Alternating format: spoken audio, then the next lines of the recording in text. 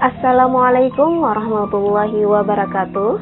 Alhamdulillah, kembali lagi di mata pelajaran Pendidikan Agama Islam dan Budi Pekerti kelas 11.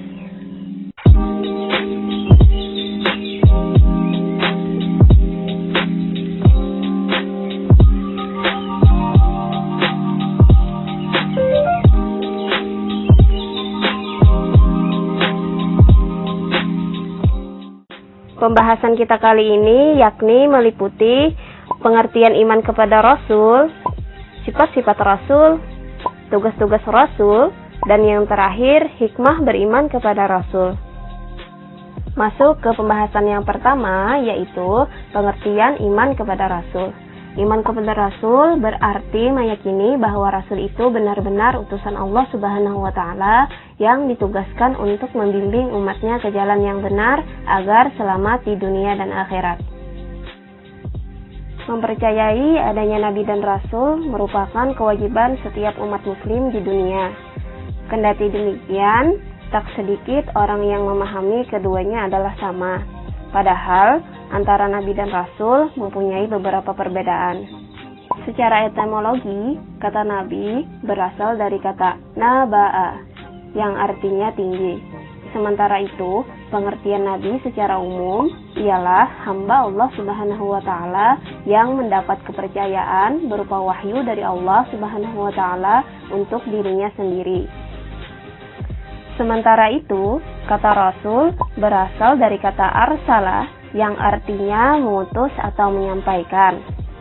Rasul adalah seseorang yang diberi wahyu dan kepercayaan oleh Allah Subhanahu wa Ta'ala yang kemudian diamalkan dan berkewajiban menyampaikan wahyu tersebut kepada umatnya. Untuk jumlah Nabi dan Rasul, menurut Imam Ahmad, jumlah Nabi sebanyak 124.000 orang, sedangkan jumlah Rasul sebanyak 315 orang. Nah, dari banyaknya jumlah Nabi dan Rasul tadi, terdapat 25 Nabi dan Rasul yang disebutkan dalam Al-Quran dan hadis yang wajib kita percayai. Dari 25 nama-nama Nabi tersebut, terdapat 5 Nabi yang mempunyai sifat ulul azmi, yaitu para Nabi yang mempunyai keteguhan hati, sangat mengagumkan, tabah luar biasa, kesabarannya tidak terbatas, meski mereka mendapatkan berbagai macam ujian dari Allah Subhanahu wa Ta'ala. Kelima Nabi tersebut ialah Nabi Nuh alaihissalam, Nabi Ibrahim alaihissalam, Nabi Musa alaihissalam, Nabi Isa alaihissalam, dan Nabi Muhammad sallallahu alaihi wasallam.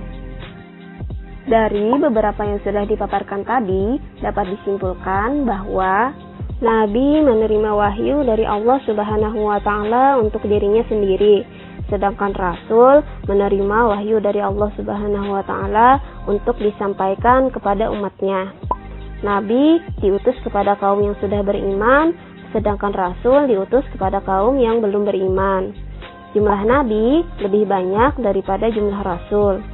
Semua Nabi tidak berarti Rasul, namun semua Rasul sudah pasti Nabi. Sekarang kita masuk ke pembahasan yang kedua, yaitu sifat Rasul Allah Subhanahu wa Ta'ala. Rasul sebagai utusan Allah Subhanahu wa Ta'ala memiliki sifat-sifat yang melekat pada dirinya. Sifat-sifat ini sebagai bentuk kebenaran seorang Rasul. Sifat-sifat tersebut terbagi dalam 3 kategori. Yang pertama, sifat wajib, yaitu sifat yang pasti ada pada seorang Rasul. Tidak bisa disebut seorang Rasul jika tidak memiliki sifat-sifat ini. Yang kedua, sifat mustahil, yaitu sifat yang tidak mungkin ada pada seorang Rasul. Sifat mustahil ini adalah lawan dari sifat wajib. Dan yang terakhir, sifat jaiz, yaitu Rasul memiliki sifat-sifat sebagaimana manusia biasa. Sekarang kita masuk ke pembagian sifat wajib. Sifat wajib ini terbagi lagi kepada 4 macam. Yang pertama, as-siddiq, yaitu selalu berkata benar, tidak pernah berdusta dalam keadaan apapun. Yang kedua, al-amanah, artinya seorang rasul selalu menjaga dan menunaikan amanah yang dipikulkan ke pundaknya.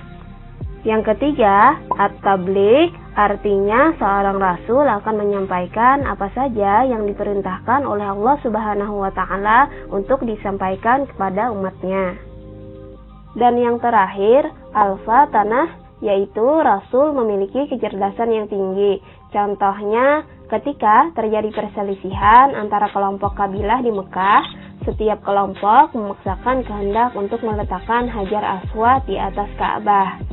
Pada ketika itu, Rasulullah SAW lalu menengahi dengan cara semua kelompok yang bersengketa agar memegang ujung kain yang dibawanya.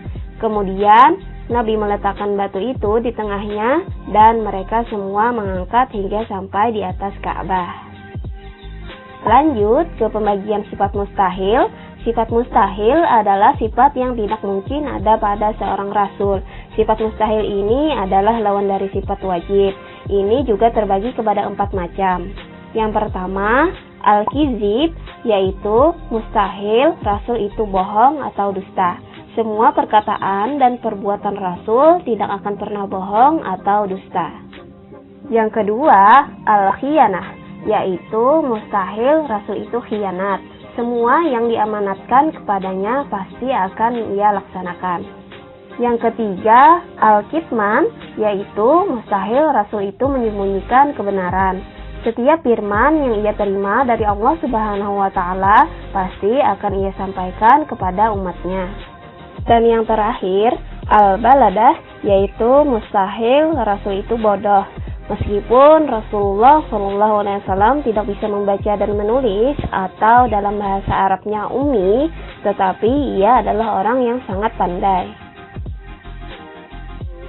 Lanjut ke pembahasan sifat jaiz. Sifat jaiz bagi Rasul adalah sifat kemanusiaan atau dalam bahasa Arabnya al-ardul basyariyah. Artinya, Rasul memiliki sifat-sifat sebagaimana manusia biasa, seperti rasa lapar, haus, sakit, tidur, sedih, senang, dan lain sebagainya. Bahkan seorang rasul pun tetap akan meninggal sebagaimana makhluk lainnya. Selain itu, rasul juga memiliki sifat-sifat yang tidak terdapat pada selain rasul, yaitu sebagai berikut. Yang pertama, ismatur rasul adalah orang yang maksum. Maksudnya, terlindung dari dosa dan salah dalam kemampuan pemahaman agama, ketaatan, dan menyampaikan wahyu Allah Subhanahu wa Ta'ala. Oleh karena itu, seorang rasul selalu siaga dalam menghadapi tantangan dan tugas apapun. Yang kedua, iltizamur rasul adalah orang-orang yang selalu komitmen dengan apapun yang mereka ajarkan. Mereka bekerja dan berdakwah sesuai dengan arahan dan perintah Allah Subhanahu wa Ta'ala. Meskipun untuk menjalankan perintah Allah Subhanahu wa Ta'ala tersebut harus berhadapan dengan tantangan-tantangan yang berat, baik dari dalam diri pribadinya maupun dari para musuhnya. Rasul tidak akan pernah sejengkal pun menghindar atau mundur dari perintah Allah Subhanahu wa Ta'ala. Sekarang masuk ke pembahasan yang ketiga, yaitu tugas Rasul Allah Subhanahu wa Ta'ala. Para rasul dipilih oleh Allah Subhanahu wa Ta'ala dengan mengemban tugas yang tidak ringan. Di antara tugas-tugas tersebut ialah sebagai berikut. Yang pertama, menyampaikan risalah dari Allah Subhanahu wa Ta'ala. Yang kedua, mengajak kepada tauhid, yaitu mengajak umatnya untuk mengesahkan Allah Subhanahu wa Ta'ala dan menjauhi perilaku musyrik atau menyekutukan Allah. Yang ketiga, memberi kabar gembira kepada orang mukmin dan memberi peringatan kepada orang kafir. Yang keempat, menunjukkan jalan yang lurus. Yang kelima, membersihkan dan menyucikan jiwa manusia serta mengajarkan kepada mereka kitab dan hikmah. Dan yang terakhir, sebagai hujah atau dalil bagi seluruh umat manusia. Lanjut ke pembahasan yang terakhir, yaitu hikmah beriman kepada Rasul-Rasul Allah Subhanahu wa Ta'ala. Pentingnya orang Islam beriman kepada Rasul bukan tanpa alasan. Selain karena diperintahkan oleh Allah Subhanahu wa Ta'ala, juga ada manfaat dan hikmah yang dapat diambil dari beriman kepada Rasul. Di antara manfaat dan hikmah beriman kepada Rasul ialah sebagai berikut. Yang pertama, makin sempurna imannya. Yang kedua, terdorong untuk menjadikan contoh dalam hidupnya. Yang ketiga, terdorong untuk melakukan perilaku sosial yang baik. Yang keempat, memiliki teladan dalam hidupnya. Yang kelima, mencintai para rasul dengan cara mengikuti dan mengamalkan ajarannya. Dan yang terakhir, mengetahui hakikat dirinya bahwa ia diciptakan oleh Allah Subhanahu wa Ta'ala untuk mengabdi kepadanya. Alhamdulillah, jadi sampai di sini saja video pembelajaran kita pada kali ini. Jangan lupa isi absen yang sudah disediakan di Classroom ya. Tetap semangat dan selalu jaga kesehatan. Akhirul kalam, wassalamualaikum warahmatullahi wabarakatuh.